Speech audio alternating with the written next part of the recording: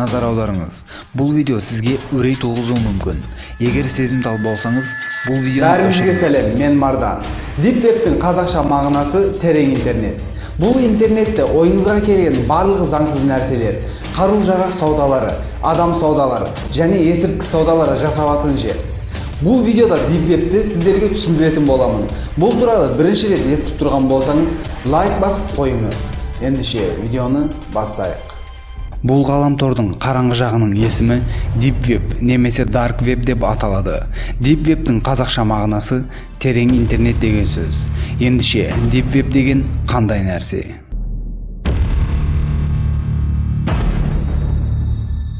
Deep Web Google сайттарынан немесе қандай да бір браузерден іздеп таппайтын сайттар жиналған ғаламтордың артқы жағы.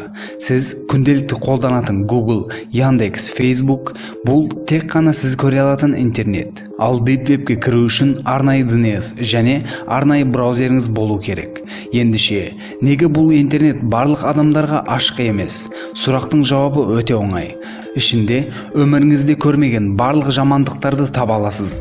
Заңсыз түрде жасалатын барлық нәрсе дәл осы жерде орналасқан. Бұлардың арасында барлық телефондарды арзан бағаға сатып алатын сайттар бар.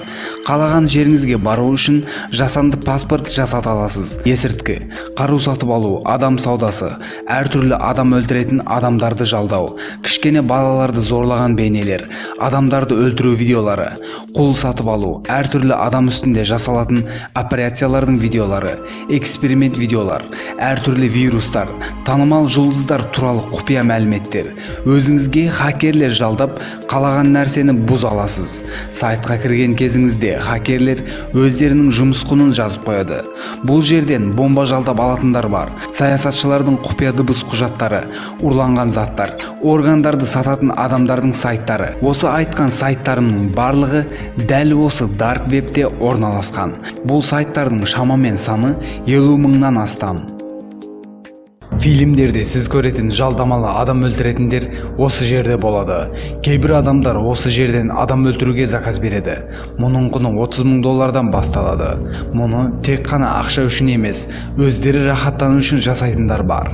Бұл жерде адам өлтіретін видеолар қойылады. Егер бір адам олар сұраған ақшаны беретін болса, сол адамның көзінің алдында онлайн түрде адамды заказ берген адамның фантазиясына қарай өлтіреді. Бұндай нәрселер өте көп жасалады.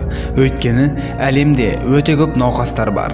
Олар осындай видеоларға заказ береді. Сондай-ақ шет елге қашқысы келетіндер осы жерден жалған паспорт жасатады. Осылайша шет елге қашады. Бұл жерде ойыңызға келген барлық қарулар сатылады, бірақ заңсыз түрде. Мемлекеттердің құпия ақпараттары, құжаттары барлығы дәл осы жерде сақталады. Олар сұраған ақшаны беріп, осы құжаттарды алатын адамдар бар. Айта кетейін, бұл жерде доллар немесе евро қолданылмайды. Барлық нәрсе биткоинмен жасалады. Ойыңызда тек қана бір сұрақ. Осындай заңсыз нәрселер болып жатқан жерге неге полициялар араласпайды? Сіз сөйлесіп отырған адам полиция болуы мүмкін. Кейбір полициялар бұл жерлерді аң ретінде пайдаланады. Яғни, сіз бір нәрсеге заказ берсеңіз, алдыңыздағы адам сатушы емес, полиция болуы әбден мүмкін.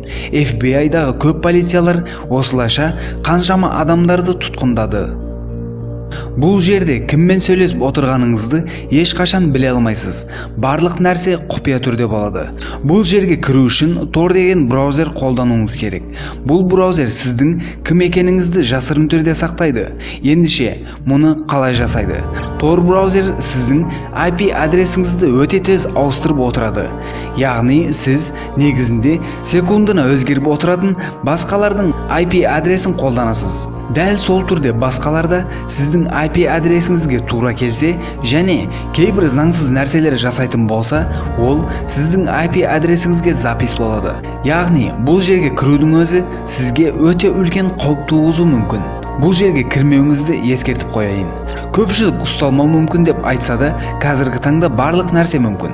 Сіздің IP адресіңізді тауып, DNS серверлеріңізден қандай жерлерге кіргеніңіз анықталуы қазіргі технологиялармен қиын шаруа болмайды.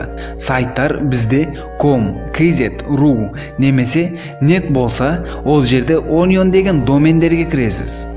Бул Onion есімді доменді басқа браузерлер түсіне алмайды. Бір сайтқа кірдіңіз ба, шыққаннан кейін таппауыңыз мүмкін.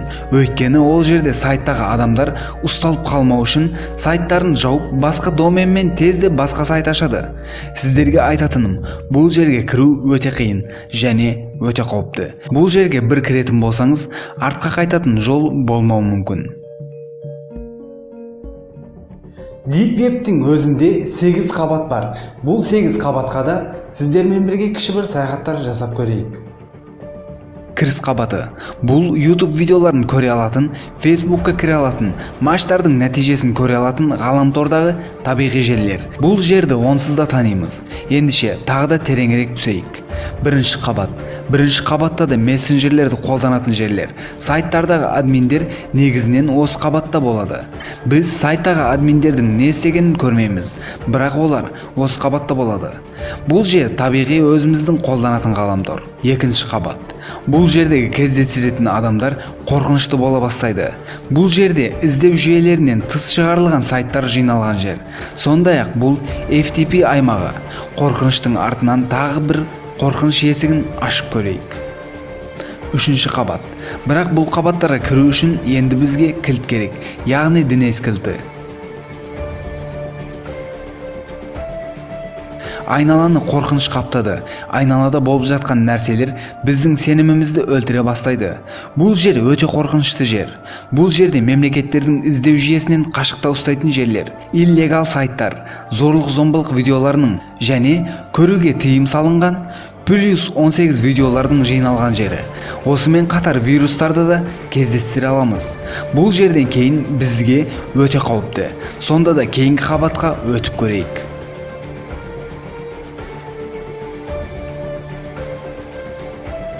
Төртінші қабат. Бұл жер өте оғаш жер. Барлық нәрсенің өзгергенін көреміз. Бұл жолда қай жерден қандай нәрсе шығатынын білмейміз. Бұл жерде бір нәрсені көресіз. Ол нәрсе сайттардың есімінің болмауы. Сайттар дәл осылай түсініксіз шифрлармен жазылады. Мұны өздерінің қауіпсіздігі үшін жасайды. Бұл қабатта жақсылап қарайтын болсақ, заң және тәртіптің жоқ екенін көреміз.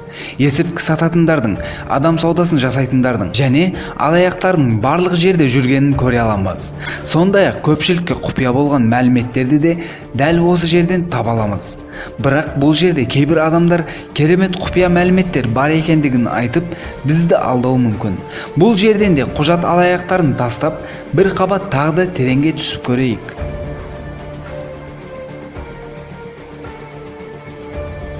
Бесінші қабат. Бұл қабатта тордың сізге көмегі болмайды. Бұл жерден кейін жалғызсыз. Бұл жерде сіз көрген ғаламтор, сіз осы уақытқа дейін көрген ғаламторларға мүлде ұқсамайды. Өте үлкен өрмекші әлеміндеміз. Айналада түсініксіз нәрселер бар. Бұл жерде адамдардың өлім құжаттары, жалданатын киллер және өте мықты хакерлер бар. Бұл жерден кейін тағы 3 қабат бар. 6-шы, 7-ші және 8-ші қабат. Бұл қабаттардың ішінде қандай нәрселер бар екендігі көпшілікке құпия. Бұл жерлерге тек қана квантум компьютерлермен ғана кіре аласыздар. Квантум компьютерлері туралы жаңа басталатын 3 минутта ғылым атты сериямда айтатын боламын. Бұл видео ұнаған болса лайк басу арқылы маған білдіре аласыздар. Әр апта сайын сіздерді жаңа бейнелеріммен таңғалдыруды жалғастыратын боламын. Келесі бейнелерде көріскенше, мен Мардан. Мұндай жерлерге кіру сіздің өміріңізге қауіп туғызуы мүмкін. Өзіңіздің тыныш өміріңізге жалғастырыңыз.